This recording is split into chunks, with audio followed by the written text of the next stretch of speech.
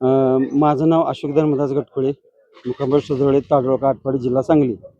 मी ग्रामपंचायतमध्ये 2023 साली पाण्याची पावती म्हणून 10,000 रुपये मी दिलते. ते आज तागायत मला ती ग्रामसेवकांनी पावती दिलेली नाही.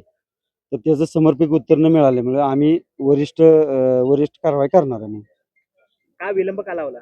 त्यांनी सांगितलं की मी कपाटात पावती ठेवल्या, माझ्या लक्षात नाही. कशाची पावती होती? आडाच्या पाण्याची, आम्ही घराला जी पाणी वापरतो त्याची पावती मी काढली होती. सार्वजनिक आडा इथं गावाचा, त्याला सर्व ग्रामस्थ म्हणजे पाणी वापरतात बांधकामाला वगैरे. असं कसा रेट ठरला त्या पाण्याचा? त्यांनी मला सांगितलं होतं की 100 स्क्वेअर फुटाला 1,000 रुपये. माझं 1100 स्क्वेअर फूट बांधकाम आहे. तर मी त्यांना 10,000ची पावती गेल्या 3 वर्षा पाठीमागे दिली. त्यांनी आज तागायत मला पावती दिली नाही.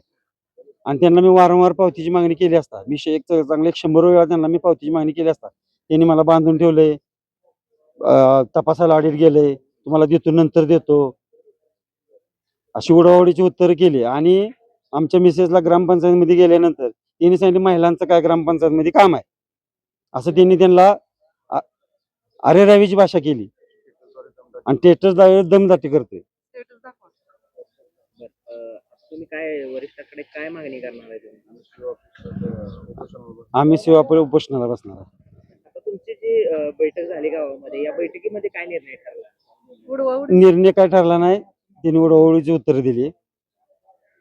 मग ह्या सर्व गोष्टीला हे जे ग्रामसेवक आहे त्याला सरपंच पाठिंबा देते का गावातील आणखी कोणी पाठिंबा देते, असं काय वाटतंय का तुम्हाला?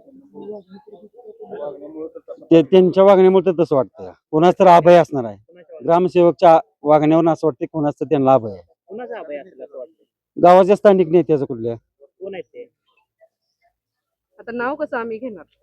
आम्हाला माहिती असतं तर आम्ही इथं ग्रामसभेतच उत्तर मागितलं असतं ना. तसं बैठकीमध्ये ज्यावेळेस तुम्ही बोलत असताना तुमचे जे उत्तर होतं ते सरपंच देत होते. तुमचा प्रश्न हा बरोबर आहे. मला त्यांना एकच रिक्वेस्ट करायची होती. ग्रामसेवकाला होता तुमचा प्रश्न, हा. सरपंच उत्तर देते. आता त्यांनी तुम्ही एक वेळोवेळी तर म्हणत बांधील कुणाला होते. माझं नाव जयश्री अशोक गटकुळे, मी राहणार तडवळे. माझं एकच मागणी होती. माझी 2023 त्या साली 10,000ची पावती त्यांनी मला दिली नाही. मी गेली 2 वर्ष ग्रामपंचायत मध्ये जात होती. त्यांनी मला सरळ सरळ काय सांगितलं, ह्याच्यावरनं ह्या पावतीवरनं भरपूर राजकारण, स्पष्ट भाषेत नाहीत बोलले पण भरपूर राजकारण झाले. त्यांनी स्पष्ट सांगितलं. मग तुम्ही गोरगरिबाला असं किती जणांना लुटलं? पावती द्या म्हणलं की त्यांनी सांगितलं मला अशोक भाऊंकडे दिले, अशोक भाऊंना ही केलंय, मला म्हणले ग्रामपंचायत मध्ये येऊ नका. ही तुमच्या कुठल्या कायद्यात बसते? महिलांनी ग्रामपंचायत मध्ये यायचं नाही. बर, ह्या गोष्टीला ग्रामसेवक जबाबदार असताना ह्या जितूभाऊंचा विषय त्यांनी का घ्यायचा? उत्तर द्यायला ग्रामसेवक बांधील होता. जितेंद्र मारुती गिड्डे यांचा काय विषय नाही, त्यांना माहित नाही म्हणजे ह्यांचा आंधळा कारभार किती आहे. यांनी सरळ सरळ काय सांगितलं, 10,000 रुपये मी कपाटात ठेवले. मग तुम्ही ही 10,000 गेली 28 महिने ठेवले, तर मग तुम्ही जी सरपंच आहेत त्यांना न सांगता असं किती कारकीर्द केल्या? ही घटना तुमच्या बाबतीत झाली असं मला आता माझ्याकडनं तुम्ही 10,000ची पावती घेतली बरोबर का? पण ह्या अशा गोष्टी त्या माझ्याकडनं 10 घेतलेत, तुमच्याकडनं 3 घेतलेत, एकाकडनं 2च घेतलेत का? आम्ही तोंड बघून. आणि रविवारी तुम्ही पाणी कट करायचा काय संबंध होता? रविवारी येऊन सरळ सरळ तुम्ही पाणी कनेक्शन कट केलं. माझ्या जावाचं कनेक्शन आहे, मी सांगितलेलं मी भरणार आहे. मग तिला जरी कोण नसलं तरी आमची करती धरती घरात आहे. ती 10,000ची पावती मागितली असताना नंतर डबल मागते ती. डबल मागितलं. डबल पावती मागायचा ह्यांचा उद्देश काय? म्हणजे ह्यांनी किती जणांचा असं डबल खाल्ले सांगा? मला न्याय पाहिजे नसेल तर मी उपोषणाला बसणार. माझं ज्या 10,000ला 10,000 आम्ही व्याज भरले. तुम्ही ही अशी कारभार किती वेळा केले? तर मुदत किती दिवस द्यायची ह्यांना? 3 वर्ष. त्यांनी मला आता ह्या सभेत काय म्हणले, मी गेली 3 वर्ष तुम्हाला पावती देत होतो. मग मी आल्यावर माझ्या स्वाधीन का केली नाही पावती? बरं, तुम्ही पावती दिली, आमच्याकडनं हरवली असेल असं गृहीत धरूया, मग पोच पावती तर द्या ना. कुठे गेली तुमची पोच पावती? असली तर द्यायचीला.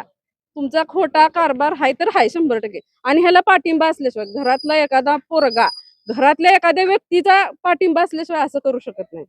मी जर माझ्या नवऱ्याचा पाठिंबा नसताना फिरू शकत नाही, तसं ह्यांना कुणाचा जर पाठिंबा 100% हाय.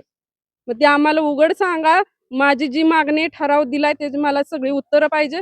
नसेल तर मी उपोषणाला बसणार. ह्याला जबाबदार, मग माझ्या जीवाला जर काय झालं तर ह्याला जबाबदार ग्रामसेवक.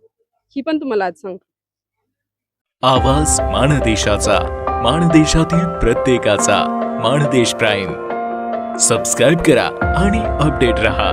नवीन व्हिडिओच्या नोटिफिकेशनसाठी बेल आयकॉनचं बटन दाबा। धन्यवाद।